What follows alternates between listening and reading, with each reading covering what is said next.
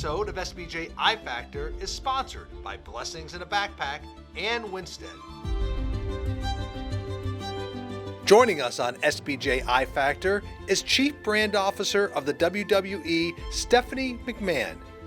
Stephanie McMahon was a game changer in 2018, and today she talks about growing up in the family business and what she's learned about leadership and people.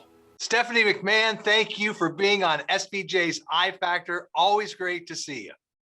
Always great to see you too, Abe. Thank you so much for having me. Well, now you certainly have not had a boring life, and we're going to cover a lot today.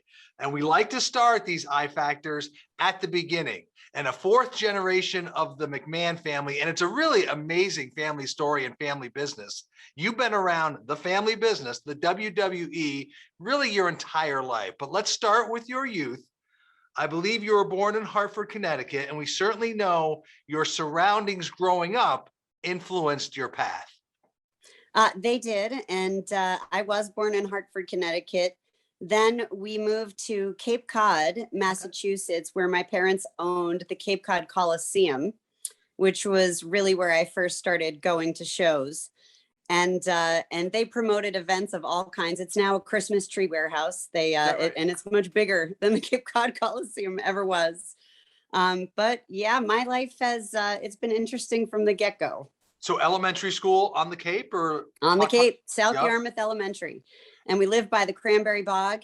And I remember I would fall asleep on the school bus and, you know, your head like bounce off those windows. It always hurt so bad. Right. And so you were like, I think I read something, you started going shows, you know, just going to shows or being around the shows from a very young age, like you noted there. Did you always know you were going to work in the family business? You know, I've always loved the family business, and it's actually, I was maybe 5, maybe a little bit younger when I really went to my first live event and understood enough about what it was. And I remember it was the Philadelphia Spectrum, which is no longer. And I was walking through the backstage, and I remember being so surprised at how stark backstage was, you know, fluorescent lighting, linoleum floors, concrete walls. Like this wasn't, you know, the shows that you see, you know, on television or anything else.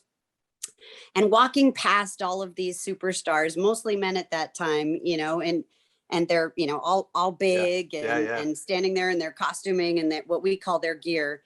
And all of a sudden around the corner, all of these kids, like a group of kids, come screaming and running, like running from something. They're afraid. And I see these kids and I'm like, well, what could that be? And so I walk a little further and I peer around the corner, and here comes George the Animal Steele, who was just covered in so much hair, it almost looked like fur, just a naturally hairy man, and head shaved, and his tongue is green. And he's, you know, coming at me in character. And I was so petrified. I ran to my father. I ran up his legs, wrapped my arms around his neck, buried my head in his shoulder. And I was shocked when he started to laugh, because this is my dad, my hero, the man who's going to save me no matter what. And like, how could he possibly be laughing? I'm going to get killed by this man. And he then introduces me to Jim Myers, which was the real name of George the Animal Steele. And it was my first inkling into what our business really is, which is just this incredibly fascinating world of larger than life characters, both on and off screen. Well, your dad knew how to protect you. So, I mean, you grow up and were there any key, first off, were you an athlete? Did you play sports growing up? I did play sports. I wouldn't necessarily call myself an athlete. I think I'm more of like a wannabe athlete. You know, I wasn't as gifted as some of my other friends, but yeah, I played basketball, softball, field hockey. You know, I played a lot of different sports. I'm competitive by nature. I can imagine that. And BU, I believe. And I remember you were telling me, because you and I have spent some time before, where I think you started doing everything. You were, you know, working the switchboard operator. You were doing some, you know, all sorts of different roles and really learning every aspect of the business. But walk us through like college and then right after college, the career plan. let's see. I started off as a child model, really, Okay, yep. modeling merchandise for the Mhm. catalog, and I never really did get paid for that, but maybe I'll bill my dad. But yes, and I did work in a variety of those roles all during high school. And once I graduated college, I first started in a really unique internship opportunity with my mom, who was then the CEO. And I would get to sit in for about 3 months. I'd get to sit in on any meeting she had, unless, of course, it was confidential in nature. And I would write questions down on a legal pad. And after each meeting, if she had the time, she would sit with me. She would go through each question. She would answer that.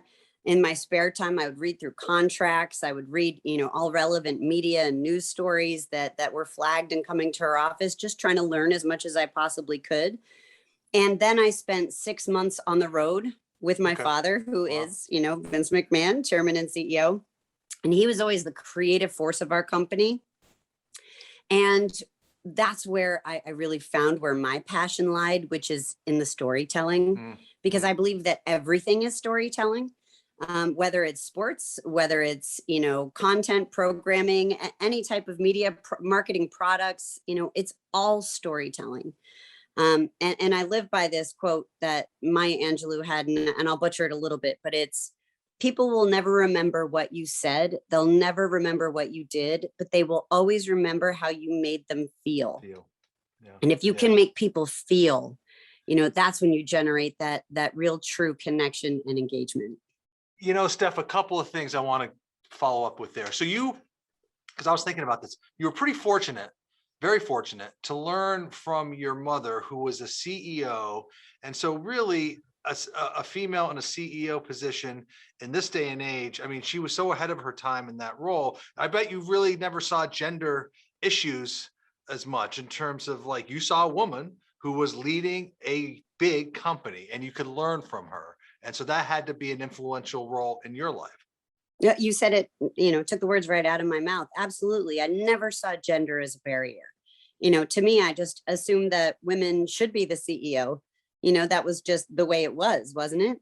Interesting. So Yeah, right. I do think that helped shape, how I viewed business. And I think it also gave me a lot of confidence early on to know that that was a possibility.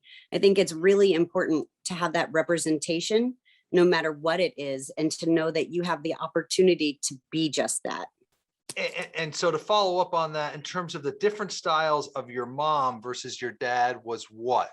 Very different. Yeah, Even in terms of teaching. So my mom would sit with me and answer those right. questions on the legal pad. My dad didn't have the time for that. Plus, that wasn't his style. He's very much an in the moment teacher. So when things happen, that's when he's gonna follow up with you about the lesson. Here's why I said this. Here's why I did that. Did you see how this person handled that situation? So very different styles, but both, equally as effective. Interesting. So your dad was almost like training at the time, in real time. Like, did you see Real this? Did time. you see that? You also, I read a quote that you said, something you learned from your father. I've learned that growth is painful, but it's worth it. That's How a do you? quote. Yeah, a That's lot. his quote. Yeah, or that. I think you said it when someone said, "What did you learn from your father?" I thought you said, "I learned that growth is painful, but it's worth it." Do you remember I saying did that? learn it from Yeah. him, and he did also say it to me. What's it mean? Um, I think sometimes when you make mistakes, that's when you grow. Not all the time. You can certainly grow without making mistakes, but I think that there's a lot of positivity when you make a mistake, because if you own it first and foremost, you assess it, you study it, you learn why you made the mistake and how to correct it, and you make sure you don't make that mistake again. But I think it could be very painful. One key lesson that my father taught me, I was micromanaging. Right. And Yep. I was doing what I thought was right. I mean, all the best of intentions, but I really was absolutely micromanaging this particular team. And my dad told me that I had failed him, and and it was a very, very hard, painful lesson, Yeah. especially because he's my father, not just my boss. Right. And to think that I had failed him was something I took on so emotionally. and it was painful for me. And I think for a lot of people, making mistakes and doing things that you wish you didn't do, I think are painful. But you grow from them if you're able to, and it is worth it. It's why I don't have regrets in life. I've made mistakes, don't get me wrong. I've definitely made mistakes. But I think I wouldn't be who I am today if I hadn't made those mistakes and had the opportunity to learn from them. I think that's just so important. And I think you had shared that story with me, because I think you told Yep. me there was wasn't there a member on the team who I think went to your dad and said that you Yes, were he was going to micromanaging? quit. Got it. It's right. That's right. He So was going like, to quit and because did of you me. did you change your style? So that was a I learning did. experience in management for you. Absolutely. I learned to let go. It's funny. I was speaking to, this is like Yeah. 10 years ago. I was speaking to a manager of a local boys and girls club. I think it was in Atlanta, and his oldest daughter was going off to college. Okay. And I was like, "Oh, I'm so sorry for you. That must be such a tough time." And he said, "I've learned a lot about life, and I think life is a lesson in learning to let go." And I don't know if he meant it as profoundly as I received it, but I think it's true. And you always want to me, you want to empower your teams.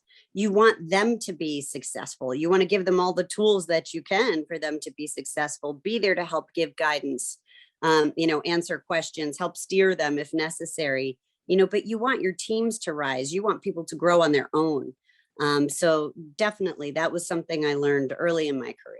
So now the Steph McMahon leadership style as chief brand officer and CBO, and what you're doing now is probably, so sounds like you delegate more, you let go a little. Absolutely. Absolutely. I want to see what my teams can do. I want them to have the great ideas, right? I want to empower them. I want to hear from them. Everyone's going to do things differently.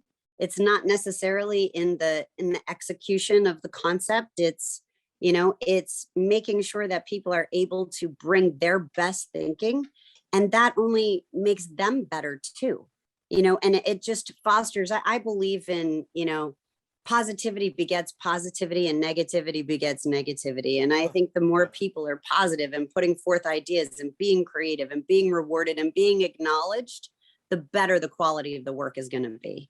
What I like about you, since I've known you, Steph, is that you've always had a voice, and a strong voice. But I know that a lot of people, and this is for young men and young women, when they're starting in a company, and you particularly in starting in a family business, did you have to learn to find your voice and to speak up? Yes. And there's a lot of times when I haven't used my voice and I wish I did, and I've kicked myself for it. But I think the only way that you really stand out is if you make yourself stand out, have an opinion, do your research, know what you're talking about, and have a voice in the room. It's really important. If you don't use your voice, people might not know you're there. Mm-hmm. And then for those who do have a voice, I think it's incumbent upon us to help others bring it out. Anytime I'm in a room, if I notice somebody like start to say something and then stop, I'll ask, did you have something to say? Even if there's a lot of voices or it's a heated argument, it's really important to help others get their voice out. To that point, you're around a lot of people. You also make a lot of hires. What do you look for in a hire? What attributes or qualities are really must-haves for you? So I always look at it, something actually my father taught me, and I heard Mark Zuckerberg say that you want to always hire someone that you would want to work for. And I didn't totally understand that the first time I heard it. But I do now, many years later. It's the kind of leader that you want, the kind of person that you want. How can you learn from them? It's to look through it with that lens. But I think what the most important character trait would be is passion. I really do find passion can move mountains. Of course, I want the smartest people possible. Right. I want people smarter than me. I want experts in the space. I want creative thinkers. And I think respect is very important. You want people who are respectful of themselves and of everyone around them. But passion is the number one attribute. And so that's a good one. But how do you think you recognize passion, particularly like in an interview when you're starting to know somebody? Is it a quality that you can pick up fairly easily? Yes, it's a Uh-huh. feel. It's a feel. You know, I'm in the business of emotion. Yeah, you are. And as a performer, because I'm both an executive and a performer, and I perform in front of live audiences, including, you know, televised, of course, but you can get an energy from the crowd. And you can feel it. You can feel people, you know, you just have to allow yourself to be able to do it. But I think passion breaks through and helps you stand out. It's an energy. Yeah, no, I definitely sense that. But let me flip it on you. Okay. What's a quality that maybe a quality that just turns you off, that just is a non-starter for you When people don't listen. When you're in the middle of speaking and people assume what you're going to say and they don't let you finish your sentence and they start talking over you, and miss the whole point of what you were trying to say. It's disrespectful, it's rude, and you know, and then you miss everything that the whole point of the conversation. So yeah, I hate it when people don't listen and they interrupt. So to me, big non-starters. I love that one. And you talked about a lot about the advice that your parents gave you, but what was some other advice for you that has either made you a better leader, a better executive, a better business person? Anything else that stands out to you that you really followed? Yes. Bonnie Hammer was also a mentor to me. And Bonnie told me, because I asked her once that very same question. And she said, you know, I mean, not about her parents, but I said, what are some of your key lessons? And what would you say to yourself, your younger self? And she said, I would have told myself it's okay to not know everything, Hmm. you know, Yeah. and to delegate more. You know, I think it is a crutch sometimes, and it's pretty common for type A personalities really to want to, you know, grab onto things and do everything yourself. And I think also the expectation that you're supposed to know everything, but there's one person doesn't know everything, and that's okay. It's okay not to have all the answers. It's okay to ask questions. It's okay to ask questions of people who work for you. You know, it's a team. And that's one of my biggest learnings about business is it really is a team. You know, it's no different than sports. You're in it together. You want the A team, you want to compete, you want to bring it every single day, you want to bring the strategy, you want to do the analysis of why something worked, why it didn't work. I mean, there's so many parallels. And that's a key learning as well. And so it sounds like you're much more comfortable now saying those three words, I don't know, than you probably were as a younger Stephanie McMahon, correct? Absolutely. Yeah, yeah.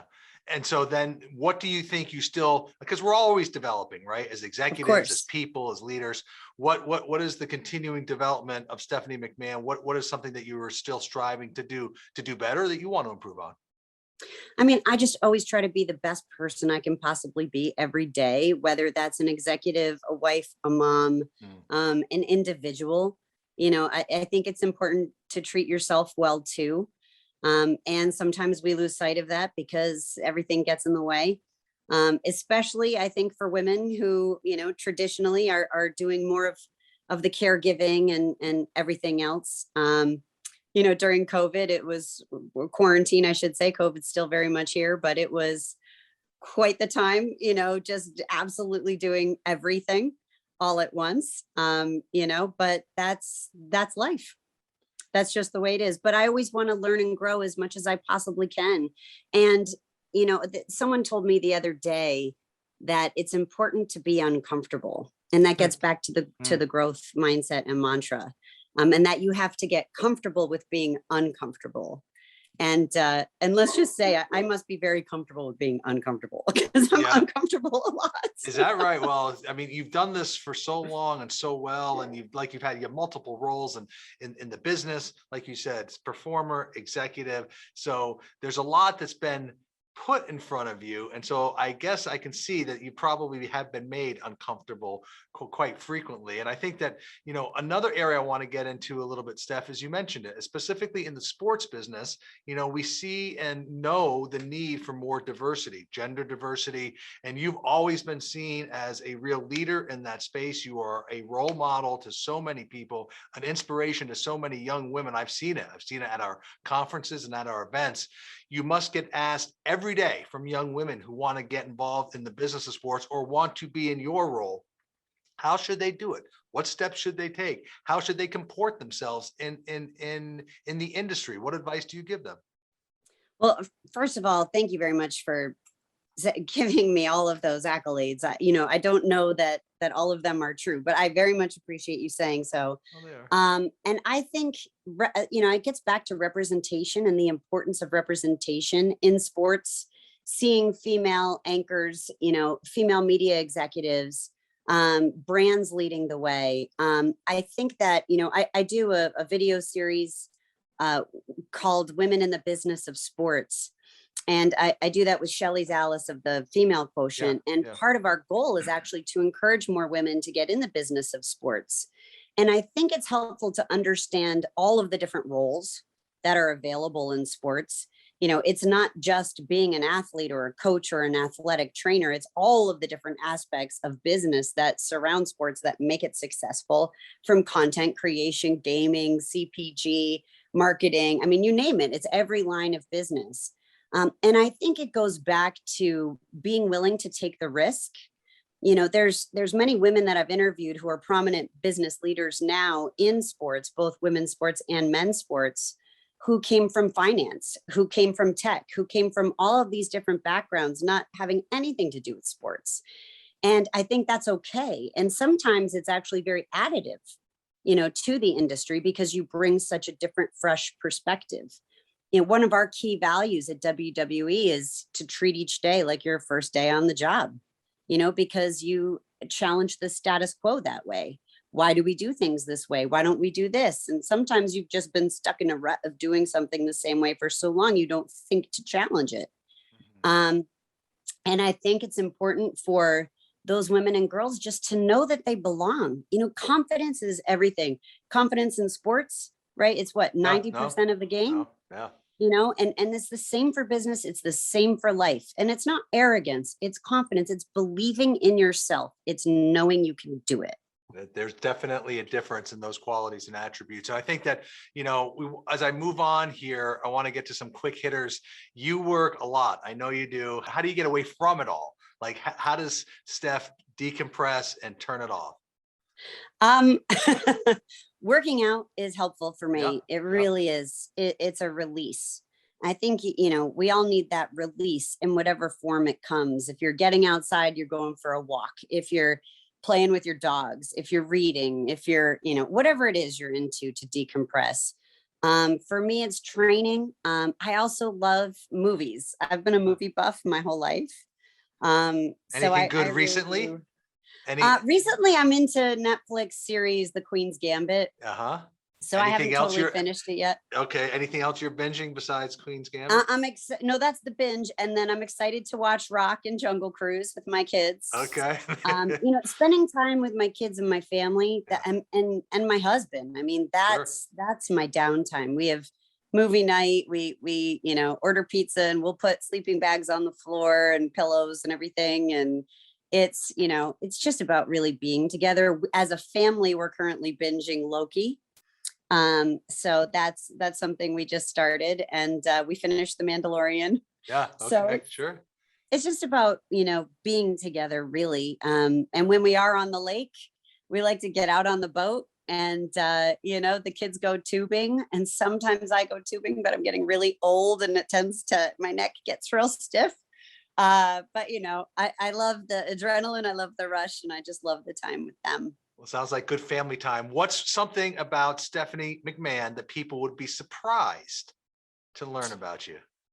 I don't know. I feel like such an open book. I feel like people know everything about me.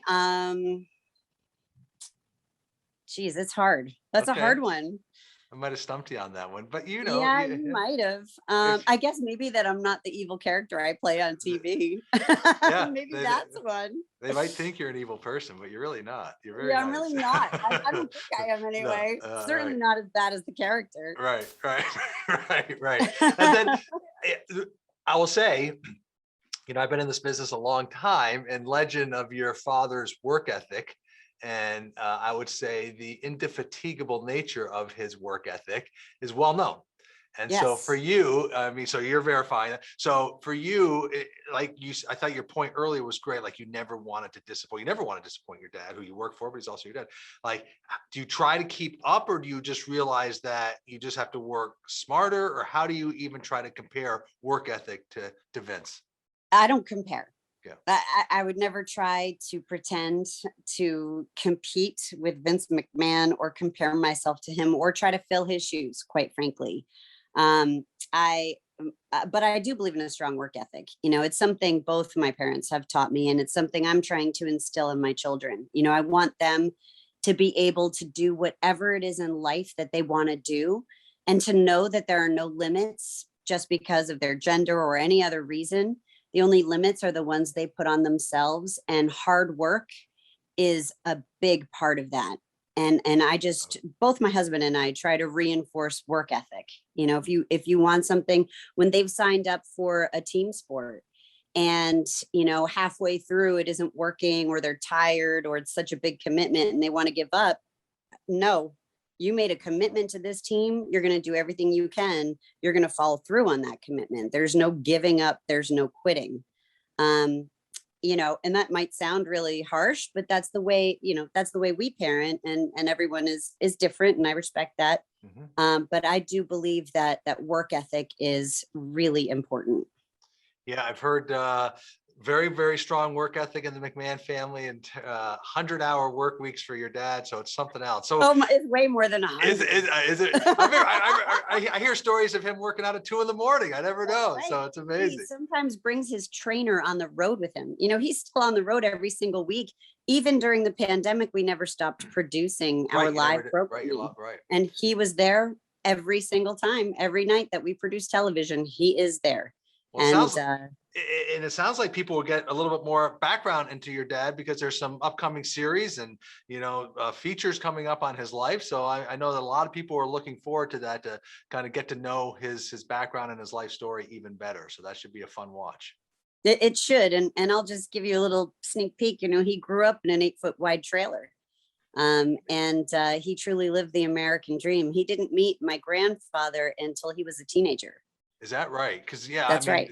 When I said earlier at the start of the show, the family history is fascinating. If people aren't familiar, like reading about your great grandfather and your grandfather is just, it's amazing. And so there's a lot of storytelling there for sure. So I want to finish up with, let's finish up with two, maybe a little bit more business related ones, Stephanie, if we could. You're in the brand business, you're in the sports business, you're in the entertainment business, you're in the media business. Give us a glimpse of stories.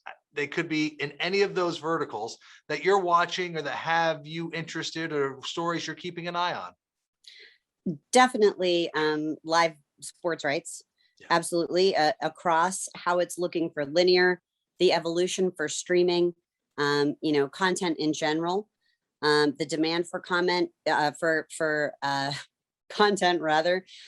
You talked about gaming. I think, you keep hearing all of these brands talk about the metaverse and the intersection of physical and virtual. That's a lot of what we did during the pandemic. We had what we called the Thunderdome. We partnered with a group called the Famous Group, and we brought in nearly 1,000 fans every night, digitally, virtually. We experimented, and we've had now over or almost 1 million people all over the world who participated in that audience experience. We're very happy to have our live audience back.